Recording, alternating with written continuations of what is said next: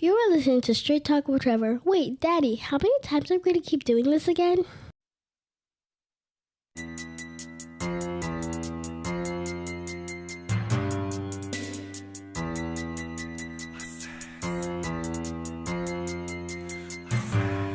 Now you might find me in the darkness, popping up out the shadows, riding out like the Lone Ranger, hopping up on my saddle. I was told I had a temper, cold as last December, but I never froze for hoes. I explode on any gender. No, I'm not like you and you. See, I'm a little bit different. Don't do the things you do, so you question my existence. Let me intercept and interject, disrespect my intellect. Then what's next? Ain't nothing left for me to do but take your breath. I was sent here for a purpose, but I barely scratched the surface. Treating me just like I'm worthless. Deep inside, I know you nervous. Say you ain't, but that's a lie. No need to ask me how and why. For some strange reason I can't deny, I can feel your fear when I look in your eye. I'm the shadow that creep out the dark. I'm that nigga you seen in the park. I'm that nigga whenever he talk, you feel a spark coming from his heart. Feeling grief and disbelief all through my life and history. You can try to get with me, but I still remain a mystery. Now you can tell by my vocals and by the way that I'm rapping. See, I'm so antisocial, just being silent assassin. When you look at my future, it's gonna be just like my past. Whether you knew me or know me, take caution crossing my path. I specialize in bad times and heavy emotions. Just a nigga with sad rhymes that's deep in the oceans. The world's #1 enemy, like the sun full of energy. But I never fall for y'all. When I'm gone, y'all remember me as a real individual. I was never a criminal, but I'm feeling like a villain, and I die for my principles. Keeping it real, I ain't a faker. I'ma deal with you haters. When it's all said and done, y'all get peeled like potatoes. I ain't no killer. I figure the bigger the nigga, the harder he falls. It gets no realer for real, my nigga. What's up, Straight Talk Society? This is your host, Trevor, and I'm back with another episode of Straight Talk with Trevor, the podcast where no topic is off limits.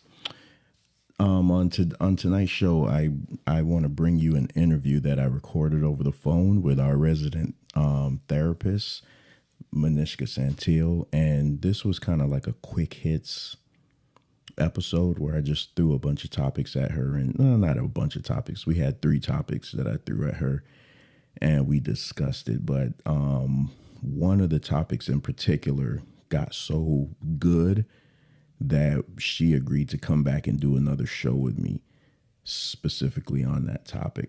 So I'm going to give you guys that interview and then I'll be back. But before we get to that interview, I want to thank you guys for the constant listens and downloads and things like that. I am on YouTube now also, so I'm trying to get that presence out there. So you could like me on Straight Talk with Trevor on YouTube. You'll see the majority of my shows are uploaded on there. So I'm just trying to get that YouTube presence out there just to get the show out on bigger platforms. So if you can, I really appreciate it if you would like that YouTube page, subscribe, whatever you call it, and continue to spread the word about the show, man. We just recently went over 7,000 listens. And, you know, I have this slogan going on, race to 10,000. And I just think that it is very attainable before this year is up. But I do need you guys' help. I do need you guys to continuously promote the show for me. Share the show. Like I say, if you listen to it, all I ask is for all my friends and families. Heavy emphasis on friends. If you're a friend of mine, I kind of expect you to listen to at least one of my shows. I mean, come on, we got to start supporting one another's business. But without further ado, here's my conversation with Mia, and I'll be back after the interview. Peace. On the phone, I have with me our resident therapist, Miss Mia Santil. How are you? I'm great, Trevor. How are you? I'm good. And I just forgot just that quick. You are a licensed marriage and family therapist, correct? Good job. You got it. Yes. I finally got it. And you know what? I'm probably going to mess it up again before this interview is over. So the reason I have you on today, this is going to be like one of my quickies episodes where I'm just going to throw some topics at you just for you to react. We are going to get to the letter. That's the main thing of it. But two things came up yesterday that I just want to get your thoughts on. So first thing, what's your thoughts on the Democratic Rhode Island state senator Tiara Mack that was shown? Her video went viral of her twerking on the beach, I guess. Oh my goodness. I have had this discussion with probably like more people than I thought because, I don't really watch mainstream media news. I'll watch BBC or World News. So I don't typically get drawn into a media frenzies because I think, in the United States, they try to keep us in a bubble. It's like a tunnel vision. And we're so occupied with things that don't matter that we don't really know what's going on in the real world. And so by the time it hits us, we're in a frenzy and we are completely dependent upon our government to tell us what to do because we've been out of the know and loop. So that's my take on why I really don't know what's going on in the media unless someone brings it to my attention. And so someone brought this to my attention and I looked at the video and, I go back to the fact that, I think in life we should have checks and balances.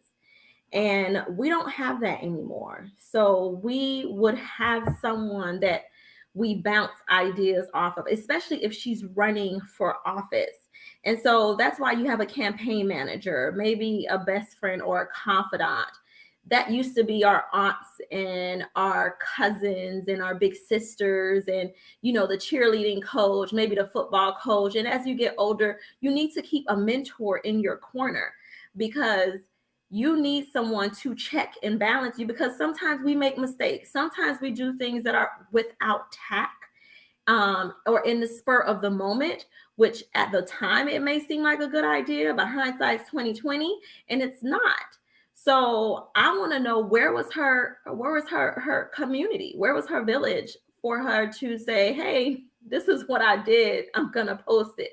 And somebody say, yeah, that's probably not a good look, especially for what you're trying to represent, the image you're trying to represent and what you want to stand for. Is this what you stand for?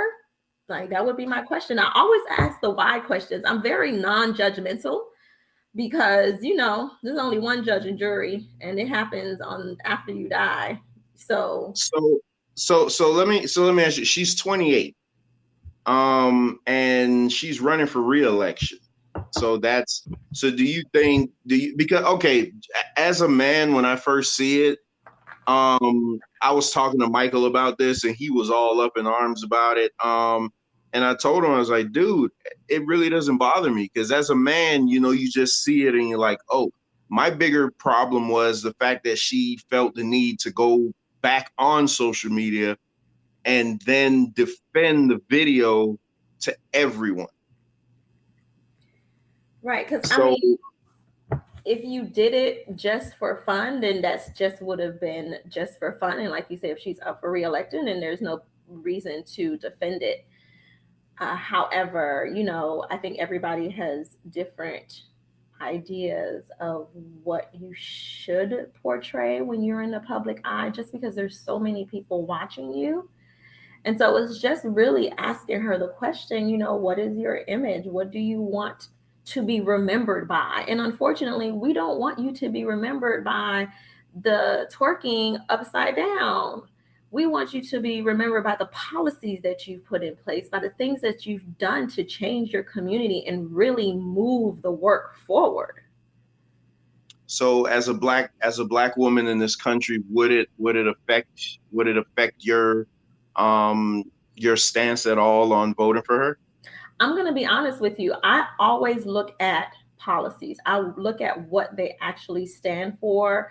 I do my research. I don't think most people do that because unfortunately it has become a popularity vote opposed to really digging down and seeing, will the person that you put in this seat represent and align with some of the things that you hold near and dear to your heart?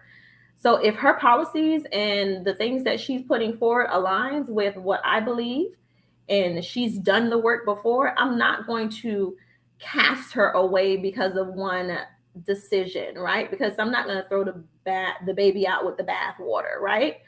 So I wouldn't make a decision based on one thing that she's done. I think, the sum of all parts equal the whole. Is not just the math problem. It's everything that she's done to date, and what has she accomplished while she has been in her seat. Okay. All right. Like I said, I don't want to stay on that too long, but it came up, and But I think it's one of those things. Michael was having a conversation with me, and he was saying how when he was on, a lot of people, because he has a very different viewpoint, and he might not have been as honey sweet with his words, because he's very curt, right? Michael just says what's on his mind. And he was like, people were calling him out of his, telling him he was a misogynist and all of these things. And all of these women were attacking him like, she should be able to twerk if she wants to. That's her prerogative, blah, blah, blah, blah. And he asked me a question, and he was like, why did they become so defensive? And I said, I think the sad truth, and me being a Black woman in the United States, is that we're not used to people coming to our defense. Black women are not protected. We are not used to someone defending our honor on a continuum, or having a comment to protect what they see as whole, and they hold to high regard, right? So yeah, if that was my daughter, for me, I'm like, I hold you in high regard, and this is not what I would want for you. And I would come to her defense. So the question is, are Black women used to people coming to her defense and say, hey, I hold you to such a high regard that this is not how I see you, or this is not how I want to see you, and that we don't become defensive. And it's not necessarily them telling us that we shouldn't be doing this and we shouldn't be doing that, but to what it's about being held to a high regard. And I think that's the conversation that needs to take place.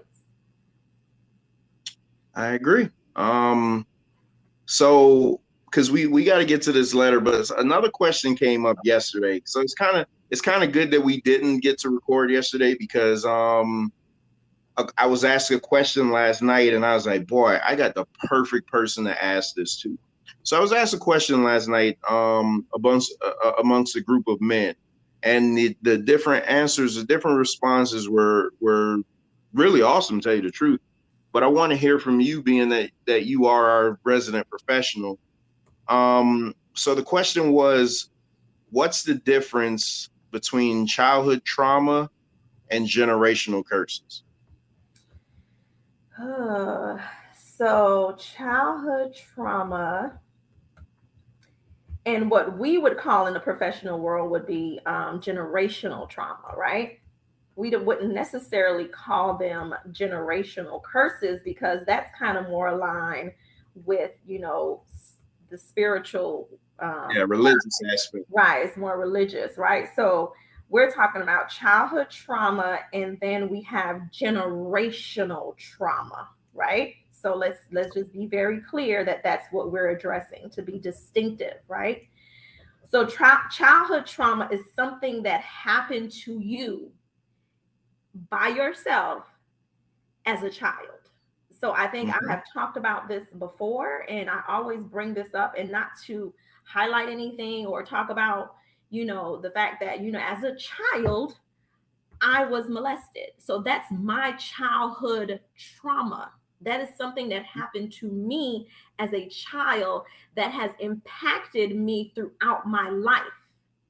And so I always talk about how trauma shows up. You don't know how it's going to show up, because I don't know who I would have been as a wife, as a mother, had I never been molested, as a person in a relationship, as a companion. That part of me, I don't know who I would have been. Not saying that I am not the best version, that I am trying to continuously work towards, and I acknowledge that, and I'm constantly doing the work. But had that never happened to me, who would I have been as a girlfriend or a wife or a mother, or like, how would I have responded? So that's trauma. It takes a part of you away that you don't even know is missing, because you are literally stuck in that space, and you're responding over and over again to that same stimulus or that same traumatic event.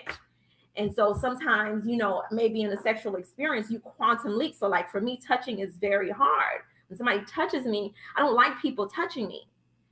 And so it has nothing to do with that individual, but that's my trauma because I was inappropriately touched. So I don't know if that kind of makes that clear, if that's a clear distinction before I move on to generational trauma. Yeah. Well, okay. So we're kind of in the same line, but with me, it's going to just be a vague gutter answer. And I was saying that a childhood trauma, I would liken it to a child being raped or, molested. It's just like that one impactful. I mean, it may have been a series of events, but just that one impactful thing that happened to you that was just so traumatic in your life that it just constantly brings up reminders. So see, you guys, I'm in line with the good therapist, I'm just a dude with the microphone, but I kind of know what I'm talking about. Continue.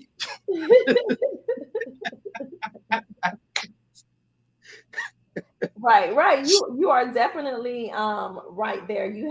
Like you said, you just gonna give it a blunt response.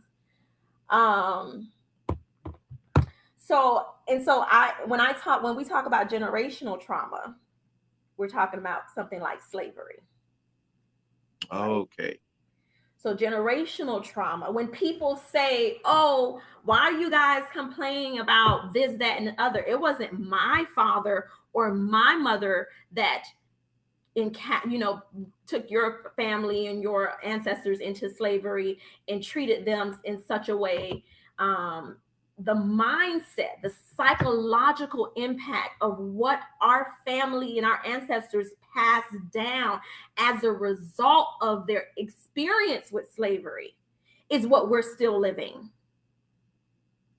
So psychologically, the Black family structure of what it means to have a two-parent household and the husband being the breadwinner and that structure being ripped apart, devalued, children bred to be sold.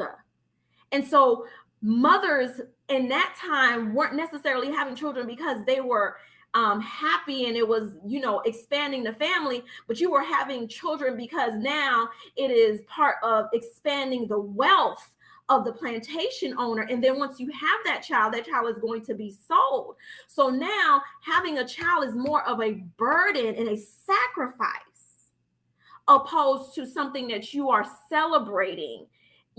So you think about generational trauma of how we respond to, even now when people get pregnant, like, the response has changed over the years, but I work with families where bringing a child into this world is more of a burden and a sacrifice opposed to something like they're thinking about all of the things that they're going to have to sacrifice and take away opposed to being a celebration. That for me, I've used that example as generational trauma. How have we had a conversation of what this has done to the Black family, or even just, us being together as a unit? What does that mean now that we have all these single family households and how we don't value or what we see as union now? Can we really define union? Because all of these years before time, there was trauma imposed into our families. And then so generation after generation, it starts to dwindle, but there's still a remnant of it psychologically because we pass on things. We pass on things to the generation. So you think about sitting here and you're like, I am doing the exact same thing that my mother did. And I told myself I wasn't going to do this. But you find yourself doing it psychologically. It has been embedded into the way that you operate and function. So a 5 generation of women that's never been married, have not successful managed a relationship. I would love to go even deeper and look at that longitudinal. I can't even talk right now. My mouth is dry.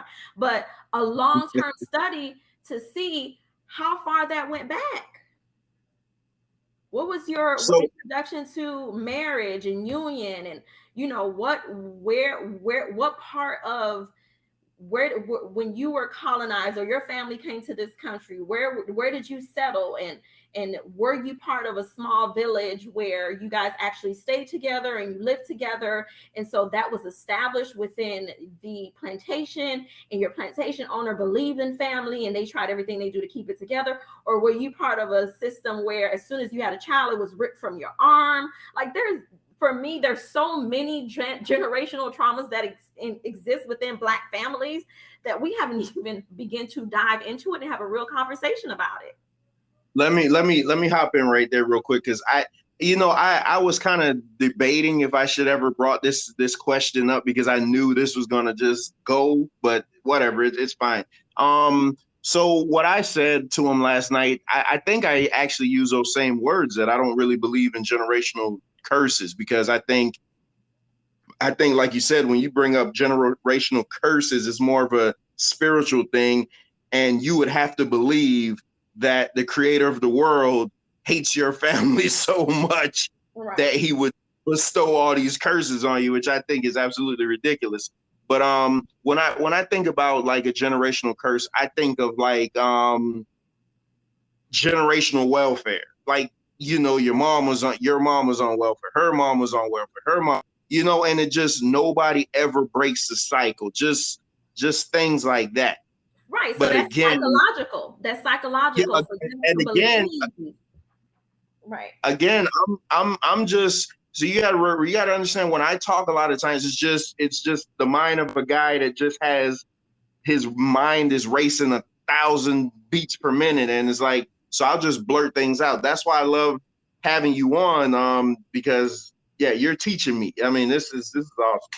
And Straight Talk Society, again, I bring you that top-notch quality content that you will not find anywhere else. Let's continue. Right. And I mean, some would argue that generational trauma is, it goes unrecognized and it allows the cycle to continue. But, I often say when I work with my clients that, I think we have come a long way and we are absolutely smarter than we used to be. And there are some things that we can get in front of and actually address. Like, we cannot continue to live subconsciously and pretend that things aren't happening and that we can't do anything about them. And that relates to, for example, if you have the, let's use the family that's been on welfare for 5 or 6 generations. At some point in that person's storyline, they believe that they weren't able to sustain, and the message got passed on over and over again. But then there's also the structure, like, was the father arrested during, the time where it was 3 strikes and you're out, and then now mom wasn't able to secure a job and had to feed her family, and the only way she was able to feed them is because she had to get on welfare. Because, see, I look at the whole picture. Like, I never isolate and render an opinion on just one topic. That would be unfair. And I think we have been programmed to do that as a society. We look at isolated events and we have a whole judge and jury based on one isolated event, or I say one social media pet post, but there's so much more to the story. And that's the difference when you're dealing with a therapist, because I am curious about the story. I'm curious about the whole picture, because most people are like, I just want to come in here and I want you to fix a problem. No, ma'am. No, sir. There are multiple issues to address, because you didn't get here overnight. So you're not going to undo this overnight. So let's stop right. Let's do this. Would you be willing to come back on and go further into this? Absolutely. Because remember, we talked about having a whole conversation about slavery, about spanking, about, like, we got topics. Yeah, because I don't want to let the time run away. I got to do this letter justice, man. So you guys heard it. She says she'll be back just so we could talk about it, because even the last time she was on, we were talking about the origins of marriage, and you could see she just wanted to get into that, but I had to kind of reel her in because wasn't gonna let her go that way yet. So we got, I pride myself trying to be the content king, so I'll just keep bringing these topics to you. So we got a letter. And about a month ago, I did an episode on, and you know what? The episode was completely accidental because I didn't even want to do it. I did it because someone sent me another story, and I thought the story was crazy. So I just was like, you know what? Let me just do something else. And it turned into this real big thing. So I did an episode about maybe 3 weeks ago that said, what effects does porn have on your relationship? And it just took legs of his own, which I was happy about because, got the listenership up. So, in releasing that episode, I got a letter from somebody that I didn't even know still listened to the show. That in itself shocked me, but I received a letter and I was like, man, it'll be real good to I could go over this myself, or I could bring in Zay or somebody like that and we could dissect it. But I really want a professional's point of view on this. So I reached out to Manishka and she was like, all right, yeah, let's do it. So here we go. I'm gonna read this letter. It's kind of long, so bear with me. I got my Jim Beam black because this one here is a doozy. So here it goes. It says, Dear Trevor, I listened to your podcast with great interest as you discuss the topic of what effects does porn have on a relationship. I think the gentleman hit a lot of great points. Zay was spot on when he talked about too much of anything being bad and the desensitization caused by porn. I listened intently to the podcast because I have a lot of experience with this topic. My husband is a porn addict, and it also destroyed our relationship. Please understand that I, like most people, did not understand the dangers of too much porn. I thought he enjoyed porn a lot because, like you, Trevor, he was exposed to it early. I thought it was innocent and it did not threaten me. It did not make me feel insecure at first. At the beginning of our relationship, my husband told me he had a low libido. I accepted this. As time progressed, I found him spending more time on the computer and less time with me. I noticed he would be irritable if I tried to talk to him. He was starting to isolate himself.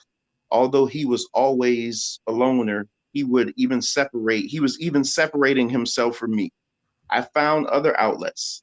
I was hanging out with girlfriends, etc. He always made excuses for why we didn't do things together or why we weren't having sex. It was because he was too tired. Yet you can masturbate to porn? That's lazy sex, he would say. It was never it was never because of his porn addiction. Our sex life had deteriorated to every 3 to 4 months, sometimes longer. We sought counseling twice. Each time he would revert to isolation and infrequent sex. I found 4 to 5 hard drives full of images of women he had kept over the years. I realized how serious this addiction was. I began to become more adamant about him not watching so much. I began to feel undesirable. I decided to lose weight. Nothing changed. In the end, he chose porn. After 6 years, we are no longer a couple. He still doesn't believe our breakup is due to his porn addiction. I couldn't disagree more. He decided he enjoyed his solitude more than the married life. He told me that I could do better and that he would probably never change. I couldn't agree more. Sincerely, fed up. You said sincerity what? Fed up. Oh, shut up. All right. So that's a lot to take in. It was really really nice worded letter, right? Say so myself. Really nice. Yeah. I would have been like blip blip blip blip. No. So where do you want to begin? So as I stated, before, is nothing is done in isolation. So I know when people listen to your podcast and they listen to this letter, they just hear, oh, my husband watches porn a lot or they're addicted to porn. But I think the key phrase is addiction, right? Mhm. So if we focus on the fact that this person has an addictive personality, right? Because addiction is the condition of being addicted to a particular substance, thing, or an activity. So we are used to people being addicted to marijuana, that's normalized, alcohol, like that's frequent, like we identify. But then when we start getting into things like porn and gambling, people are like, I don't see why you just can't stop. The key is that there is addiction there. There is an addiction there that needs to be dealt with from an addiction modality. Like that is it is equivalent to being addicted to alcohol. He is addicted. He has an So addictive, he is addicted to porn. What you choose or what that addiction is tied to, it doesn't matter. It varies. So so let me ask you this, because I know you can't, and I'm not asking you to go into any client relationships or anything, but have you, and as much words as you can say, have you dealt with this specific type of issue before? I I have dealt with everything from A to Z. I think, I always say couples, sex, marriage, and finance. Sex, communication, and finances. If I can get those things ironed out, write a book, I would be filthy rich.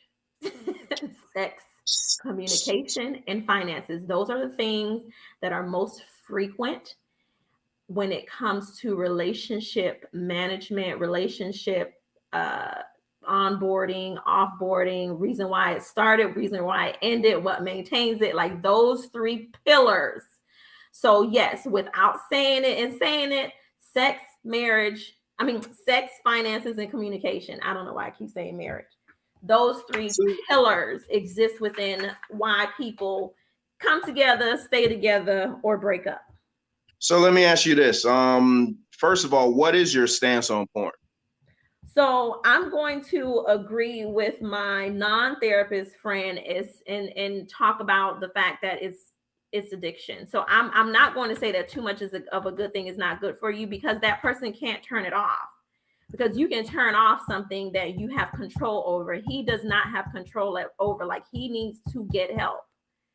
Well, okay. Well, what I'm saying is though, like you yourself though, what do you shun porn, or you're like whatever? If you watch it, you watch it. If not, it's So no there's a worries. difference between watching it on television and it's part of the movie, but I'm not going to go out and purposely look and get a video and watch porn, because I do believe that there's a level of desensitization that happens with everything, right? You become desensitized.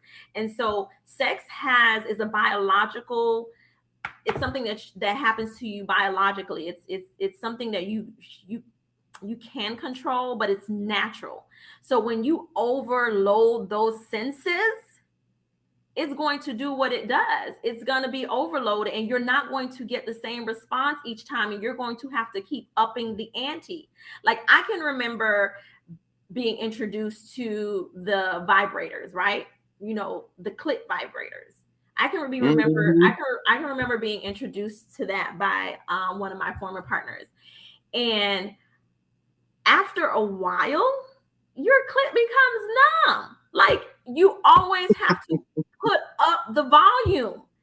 And so I don't have an addictive personality. There is nothing that I'm addicted to. Like, I can literally walk away from anything, right? So you have, like, if I had an addictive personality, maybe I would still be doing it. But for me, I was already realizing, like, I'm always going to have to put up the volume. Like, you started on low and then it just kept getting higher and higher. And then I'm sitting up here thinking about using the vibrator and I'm at work. I was like, oh no, this is not going to work. So I had the discipline to say I couldn't do it. So there's so many things that go into people being able to turn things on and off. And so I think porn is like anything else. If you can't turn it off by yourself and you have the propensity to become addicted, or you have an addictive personality. Did it exist in your family? Do you have addiction in your family? Do you have alcohol addiction in your family? Do you have, like, you have to look at the family tree. So when people come in, we talk about the family tree. I go 3 generations, you, your parents, and then your grandparents, and look at the patterns and behaviors that exist within your family tree to see if this is going to trickle down. Is it something psychological? Is it something biological that has a potential to pass on to you or your children? So if you have somebody that was an alcoholic, your grandparent was alcoholic, then your father became an alcoholic, yeah, that increases the chances of you becoming an alcoholic and then your children becoming an alcoholic, because there is a pattern of behavior of addiction in your family. So now I have to have conversations. So same thing. I remember you talking about the porn. So you have found the porn because your dad had the porn. So your daddy watch porn? Did your granddaddy watch porn? I don't know. So these are the conversation, looking at the bigger picture. How was it introduced to you? And is it something that it happened in a generation before? Do you have addiction in your family? So it's not just one simple answer, but I think people need to know who they are getting married to. This goes back to the premarital counseling, to the year of dating. I don't know, like, there's so many things that help us not get into these situations. And you actually know, like, you'll never know 100% of the things, but porn addiction is very hard to hide. And So let me ask you this question, because I had Dr. Katina Kennedy on, and she said that regarding this episode, she said that what happens a lot of times is that men and women, they masturbate so much that they become desensitized to their partners. And now you're reading this letter, and she's saying that they would go 3 to 4 months without having sex, and she lost weight thinking that was the issue. So it's like, yeah, the consumption is just is so much and so out of hand that your married, your life partner now becomes secondary to this addiction. Right, because like I said, we go back to the part where I talked about this before. Sex is biological. There is an emotional piece to it, connects the heart with the mind. But sex is biological. Going back to the 3-year-old, 4-year-old boy to have a full erection. Why he have a full erection? Has he been watching porn? Is he horny? No. It is biological. It is a machine. It is something that you were born to do. So that's why you can choose to, you can decide how you get off. The heart and mind doesn't have to be connected. So I don't. I'm like, are you still here? So no, listen, because I think, and the reason like I said, that episode was completely accidental. You know what the genesis of that show was? Somebody sent me a video saying something about slavery and porn, and I was like, get the hell out of here. I don't want to talk about that. But I said, you know what? I'll turn it into something different. And then it ended up being this. But the fact, she says now that she saw 4 to 5 hard drives. Now here it is again, because I'm not gonna sit here and act like I'm a man and I can admire a beautiful woman. I'm not gonna sit here now and turn around and say, oh, you know, you should go to hell. You have images on your phone. Well, 4 to 5 hard drives, I think, is a little excessive, but you have these images on your phone of these women. But like, when is too much too much?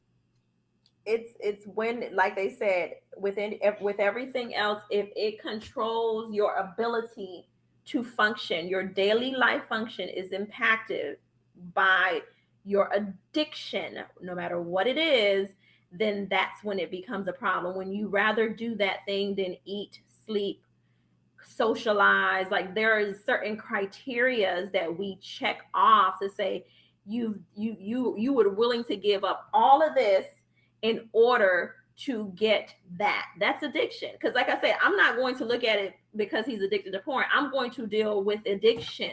I'm going to deal with his addiction, because me trying to get him and his wife and understand that he needs to stop watching porn, that's not how I'm going to be able to treat him. I need to treat the fact that he's addicted to a thing, whatever that is. So that's the focus, is his addiction, his addictive personality. What happened in his childhood where he feel like he has to cling to something? That why are you seeking comfort? What is happening? So do you think an addiction like this is healable? I don't even know if that's a real word, but do you think that something like this could be fixed? Yeah, addiction can be fixed. People that No, have well, porn, specifically, yes, specifically this, you want because us to call Kirk Franklin and see how he's yeah, doing? well, I mean, we know what he says. We don't know what really goes on, but well, specifically because the detail of the letter, and that's the thing. Is one thing, I've dealt with alcoholics.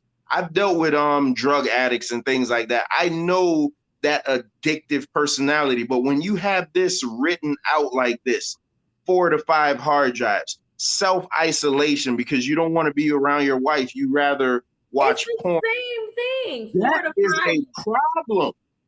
It's the same thing. You drink 12 cases of beer, you drink by yourself. It's just addiction. It's absolutely treatable. If you treat it like it's an addiction, don't treat him like he's somebody like he's an outcast that can't be fixed, because it is all psychological. So if I didn't believe that psychologically I can do something, like the brain is a muscle. And I keep telling people this, it's a muscle. The conditioning of the mind is something that the therapists do versus a trainer that trains the other muscles, which is the abs and the glutes. It's about conditioning the mind to do something different. So yes, he can be helped, but first we have to call a duck what a duck is. Like it's an addiction. We're treating his addiction, taking porn out of it and treating him as he is with an addiction. Because that's what I'm going to follow. That's the methodology that I'm going to use. That whole 12, whatever 12 step, like he has to slowly be weaned off. Do you think a marriage like this is salvageable? If they started it in the beginning and he was willing, but it's like everything else with addiction, he has to be willing. And he already told her, he was like, yeah, I'm good. Because I always tell people, you can't force people into therapy. You can't force people to take a hard look at themselves and say, hey, this is troubling or this is negatively impacting our lives. They have to feel that. They have to make the decision that they want something different. You can't force anybody to do anything. So unless he makes that decision for himself, no, it is his decision. Unfortunately, he got married with that in mind, and he wasn't honest with what came first. So what do you say to the young lady? I'm glad that she was able to move on, because oftentimes with addiction, the person that's in the relationship becomes the victim and they blame themselves. And she might have stayed and believed all of those things, that she's not attractive and that she's not lovable and that she's not this and not that because of his blind addiction. So it is important that we do take care of ourselves, and she recognized that she made a mistake. You know, if I always say, like, I always tell couples when they're like, no, this is my marriage, God put me in this marriage, I'm like, are you sure? Because, you know, we make a whole bunch of decisions on our own and we were like, oh yeah, God, I need you to fix this. Yeah, I wasn't in it from the beginning, so why are you asking me to fix it now? You know, so I always have these conversations about, what did you know going in? And then once we explore that conversation, they were like, oh, you know what? I knew I shouldn't have went into this relationship in the beginning. Like, there were signs and symptoms, there were red flags. And she might say that there weren't any red flags. Maybe he hit it well, but I believe that there were red flags. People that have addictions can only go so long without hiding. I would be curious to know how long they courted. Like, like I said, Trevor, you always trying to give me these bite sizes. I need a whole story. Hey, I could only give you what they write to me. You know what I mean? Right. So I'm glad, like I said, that she chose herself and she was able to move forward, because that's what it's all about. And it would have to have been him ready for a change. She can't make him do anything. Well, again, I I can't thank you enough for this. You know what I mean? I enjoy these talks. I really enjoy these talks. Like I said, I'm just always excited when we are having these conversations within our communities and we are talking about things that matter. You know what I mean? Not, I'm gonna throw football out there. Not who won the Super Bowl. It's quiet. Trevor, I don't hear you. No, listen. I agree with you. I want to know how you. Go ahead. I always say this. Our people in our community focuses on the wrong thing. Mm-hmm. They will if you listen to the conversation going on, it's always about fashion. It's about who's dating who, what celebrity did this. But they never talk about the things that affect their communities. They never talk about all the social injustice. They never talk about the things that immediately impact where they live. And that's why I do this show. This show, I said it before and I'll say it again, I'm the voice of the voiceless. I will say those things that people want to say, but they're afraid to say, because they're afraid that somebody may come at them, and that stuff doesn't bother me. So when you have a platform, if you ever say, hey Trevor, let's discuss this or whatever, let's do it. You know what I mean? It's open season here. Right. But like I say, man, I appreciate this so much, because I don't think a lot of people do know, but me and you have known each other for a very long time. I think we've known each other since what, 7th grade? Middle school, yeah. Yeah, it was sometime middle school. So it's not like some random person that I got in contact with. But like I say, I just appreciate this so much that you come on, and and your show was so, especially because I re-released the clips. I would just go through the show and drop new clips. And I actually had somebody reach out to me, and they wanted your contact info. I think because they were kind of reading between the lines of the point that I clipped. So I was telling them, I was like, you kind of got to listen to the full context, and then I'll let her know, and then if you really want to reach out to her, because I guess they were thinking that you were dealing with trauma and stuff like that. So I had to let them know that you just. We deal with, we're trained to deal with all types of events. There's, we specialize, of course. You have trauma specialists, but it is definitely, there's no, like I said, it's all matters of the brain. It's psychological, what is happening with you inside. So, I think therapy and therapists, like the concept of therapy being introduced to the Black community has changed over the years, because in the past it was introduced as a compliance, right? So I went to court, I got in trouble, I got to go to therapy, I got to go to anger management. I lost my children. It was pushed into our communities and not introduced as a preventative care and maintenance and check and balance, or, our mental health was never a conversation that warranted, medical attention. So now that there are more people that look like us in these fields and understanding what it means to be mentally capable and address mental health, there's more of us out there, and I employ, our families. And yes, it is expensive.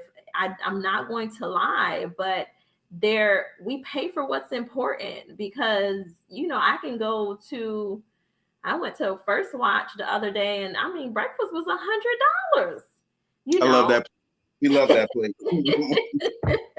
Right. So don't tell me you don't have it. We pay for what's important. Yes, insurance, but insurance companies nickel and dime you, and you only get 6 sessions, and you have to diagnose and re-diagnose, and it's the real dog and pony show. So you just have to find the right therapist for you, because sometimes they employ sliding scales. It's like what you can afford. And like I tell people, like, this is not my bread and butter. Like, I still have a full-time job. I do this because it's my passion. It's something I will eventually do full-time once I retire from the school board and be in my practice full-time. And so I can be flexible, because I have that flexibility. So don't let money be the reason why you don't seek therapy and why you don't talk to somebody and really unpack all of the years of trauma. Or sometimes it's not even about unpacking negative things. Sometimes it's just about trying to find a way forward, and you just need somebody that's objective to look at the situation and help you map the new course forward. So there's so many reasons to go to therapy. Just don't let money be the reason why you don't. I couldn't have said it better myself. Give out your contact info before we go. All right, so you can definitely see my website. It's aneway.com, ANNEW.com. You can schedule a consultation, and you can contact my office. I have an office number. I wish I knew it, memorized it. It's 954-874-2921. It is 954-874-2921. Go to my website, aneway.com, ANNEWWAY.com. I am not telling you that my way is the right way and your way is the wrong way, but I want us to find a new way. And that's the name of my company. So hit me up and let's have a conversation and see where it leads. That's awesome. Again, so much for coming through and doing this, and look forward to us having that conversation again about that trauma, because that should have been a show in its own. So I'll be reaching out to you to set that one up. All right, perfect. Have a good night. All right, you too. Thank you. Bye-bye. Well, there you have it. Big thank you to my guest tonight, Mia Santil. She is a licensed marriage and family therapist. See, I told you I'd get it right eventually. I often say on this show that I try to bring you guys the best quality shows possible and the best guests. And this, before, I wish you guys could have heard before we started the interview, she was running down her credentials. And I was like, man, I can't say all this in the show, but I just want you guys to be aware of the type of guests that I bring to you, because I could have easily came on here and, dissected the letter on my own or talked about the other subjects on my own. But if I know someone that's a professional and they're willing to give me their time, then I'm going to try to get them on the show. And she's so gracious, man. You could hear from the way she talks that we could have went way over the 40 minutes that we went. That's why we decided that we're going to do the show about the trauma. That's going to be its own show. We just wanted to give you guys a teaser of what it could be, because it's such a deep topic. And as she said, a lot of times I give her questions that she just can't answer with a simple yes or no. She has to go into depths of it. So she's just a phone call away. Now that we could record over the air and things like that, you're going to be getting more content like that. Also, I hope now that I could do the over-the-air recording that I can also get Dr. Katina in for an interview. That way I won't, our schedules won't conflict. We could just do it over the air whenever she's free. So, like I said, I hope you guys really, really enjoy that show, that interview. It was so much fun doing it. Like whenever me and her get together, we just gel, like it's real radio chemistry there. So with all that being said, I'm going to go ahead and close out the show for today. And I hope you guys really enjoyed it. Like I say, be sure to like us on Facebook at Straight Talk Society. Let's get that group up. Let's get that Facebook page up to 200. We're already at like 150. So that shouldn't be such a hard ask. Let's get that up to like 200 likes.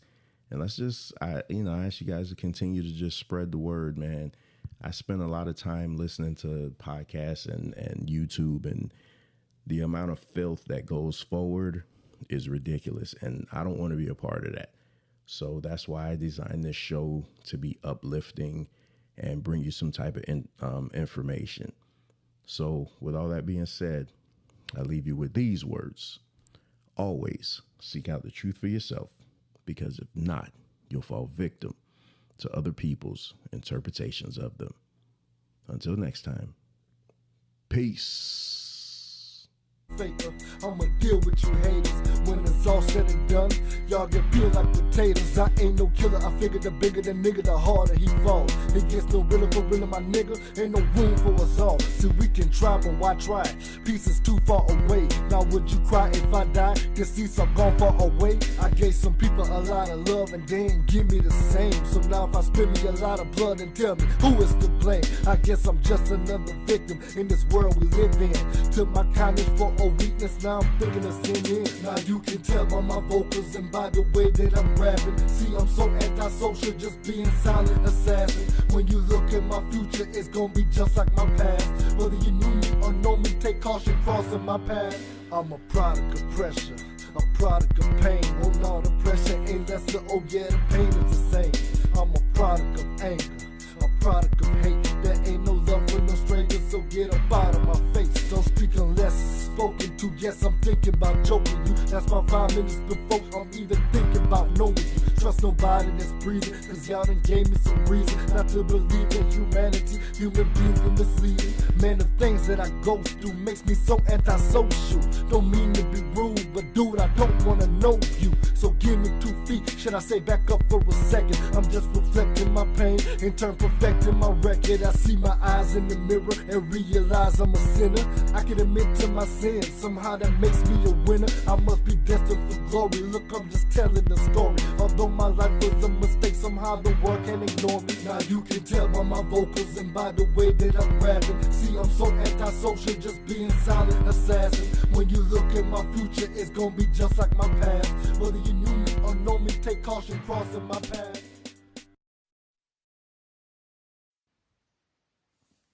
If you can't get enough of Straight Talk with Trevor, be sure to like our Facebook page. You'll get page-only exclusives like links to early shows and behind-the-scenes video footage. You can also participate in polls that might shape future shows. The best thing about our Facebook page is that's where you can get in direct contact with Trevor. You can also leave show topics, reviews, or even request to be a guest on the show. Again, like us on Facebook, and thank you for your continued support.